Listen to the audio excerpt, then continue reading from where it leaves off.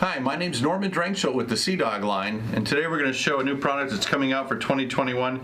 It's our wireless horn button. A lot of times you're out there in a boat and you see somebody coming into the causeway and you just want to give them a quick toot toot to make sure they see you, and you have to take your hands away from the wheel to look down and honk the button. Here I am doing it with a light that's demonstrating where the horn would be. It's a momentary switch, just like this one, but we've made it so you can put it on the center of the wheel. This one right here, I'll show you honking it. You can see touching it right there and honking.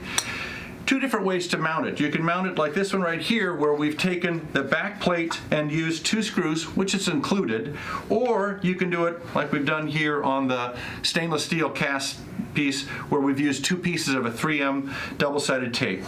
It can transmit a top of 15 feet between where you've got your receiver, and that's the unit right here, the receiver, and then the transmitter is inside here. It takes a little tiny 2032 CR watch battery that's inside there. Can do a maximum of 20 amps.